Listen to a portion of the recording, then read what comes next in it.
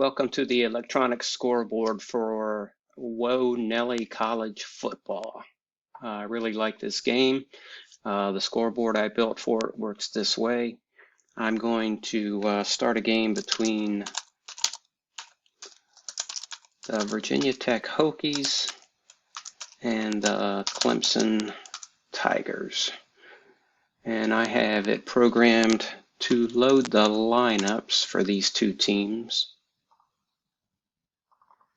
So I'm typing in the team year for the teams, and I'm going to click load lineup since it's programmed to load these. So we have Virginia Tech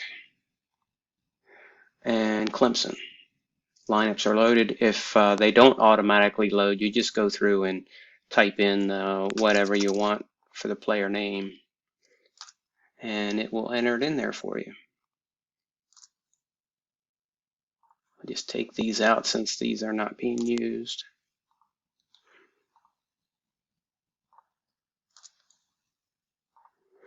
So the way it works, it keeps a time clock for you based on the number of plays, so you'll get about 120 plays per game. The dice are on screen, and you can show the dice. This is the D12. This is 2 D10 to show the 0 to 99 percentile, and this is a single D10 to reference the play that's run from each team's offensive card. So my setup, I have each team's offensive or team card in front of me.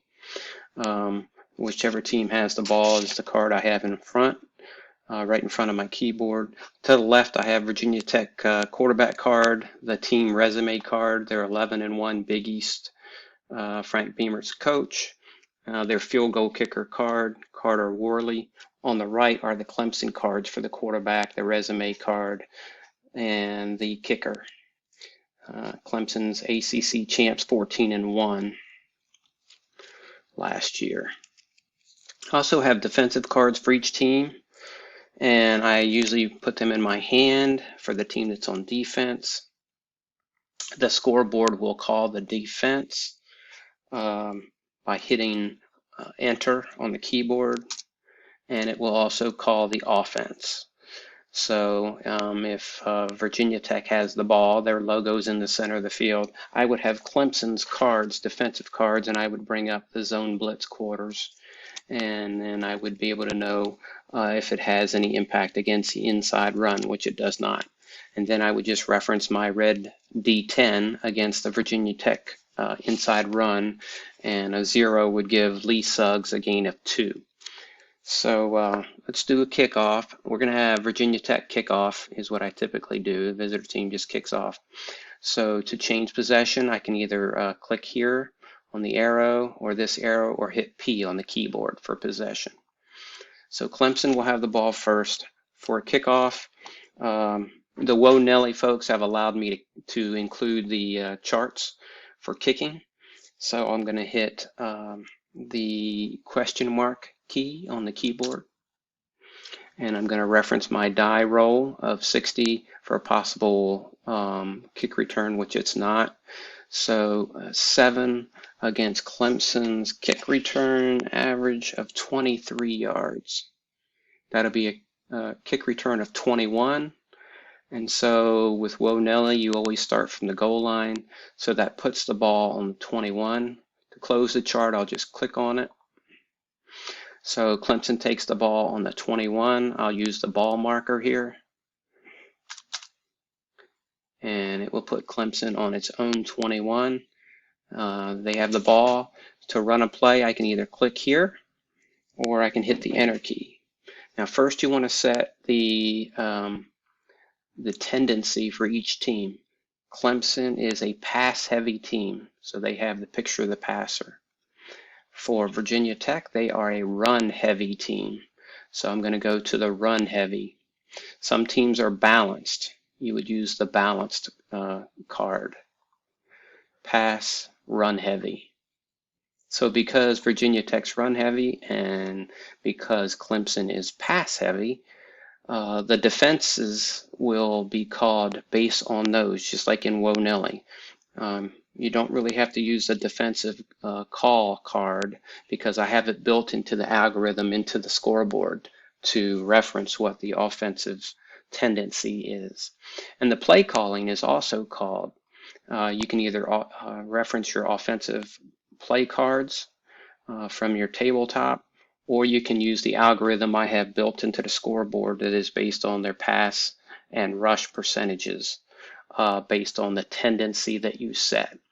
And the algorithm I use in the scoreboard will also, I like it a little bit better than just using the straight offensive play cards that are included with the game, because the algorithm I built into the scoreboard will also reference the time left in the game and the down and distance to go. So sometimes when you have like a 3rd and 20, you'll probably get a better chance of a pass play because it's such a long way. And so that's built into the algorithm. And so it'll influence a little bit the percentages of pass and rush, but I think it's a little bit more realistic. But you can use them or not use them, and I'll show you how that works. So Clemson has the ball on their own 21. It's 1st and 10. I'm going to run a play by clicking here. So we have a short pass.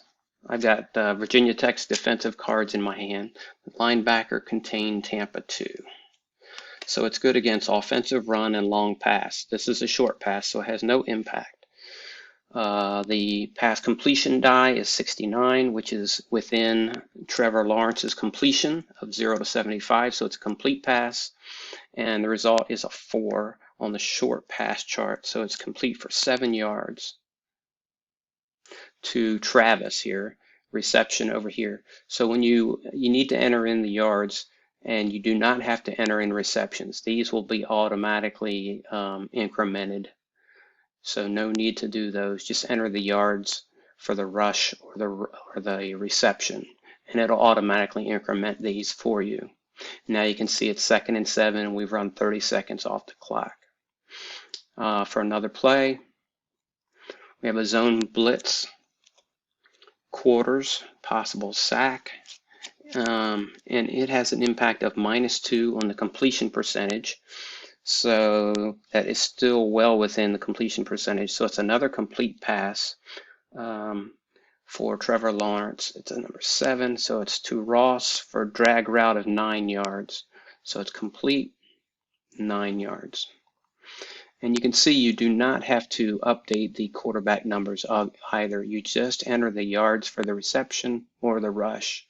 And these numbers will be incremented, and the quarterback numbers will be automatically updated as well.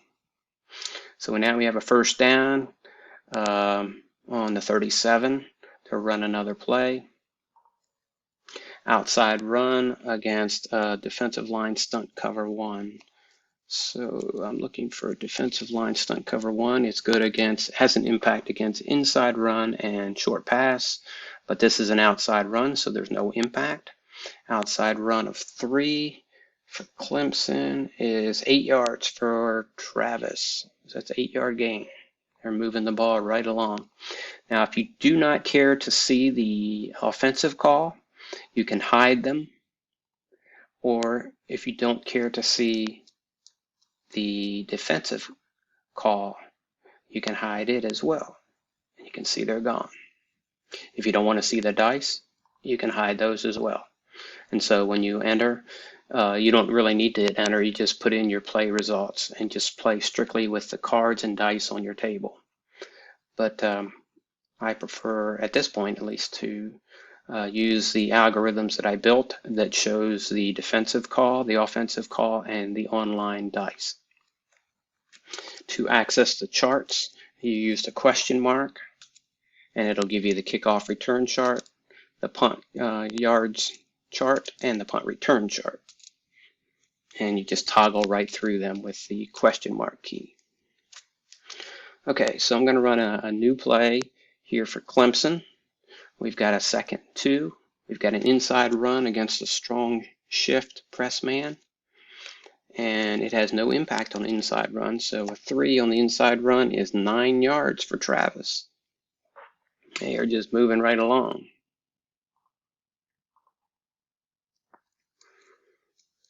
And another first down already. Zone blitz quarters with a possible sack. If the roll was a short pass 0-0 to 0-7, which it's not. We do have -2 in the pass completion, but that is well within his range still. So it's a complete pass to Travis for 7 yards. He's a one-man show right here almost. 2nd and 3. Next play, A-gaps, blitz, cover 3. Against the short pass, no impact. 53 is well within his short pass completion. We have an 8. Again, it's Travis for 9.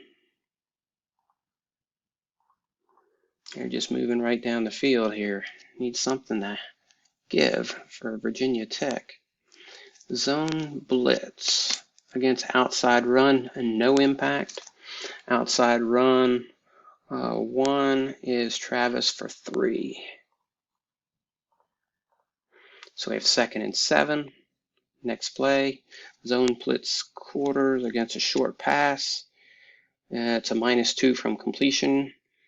His number would be 0 to 73, so it's complete again to Travis for 7.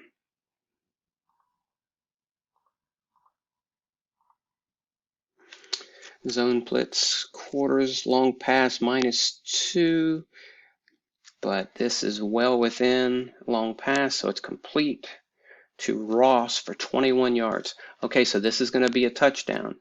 So it's complete to Ross, and it'll be for 20 yards because they're on the 20-yard line. I don't allow 20 yards long passes inside the 20, so I'll go ahead and give this to him. And that'll give us a TD. So now I can show you that for a TD, you just click on your score here to increment your score. You can do +7, +3, and then to make corrections, you can do the -1. So we have a touchdown for Clemson.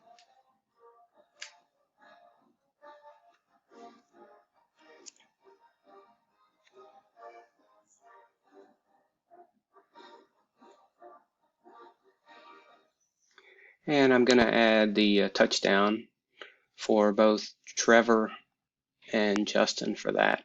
There's also a recap that you can use here. So that was to Ross. It was a corner route for 20 yards.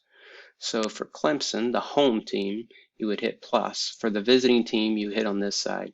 So for Clemson, that was a 20-yard TD pass. I'll just say Trevor Lawrence to Justin Ross. And just to make a note of it, it was a corner route.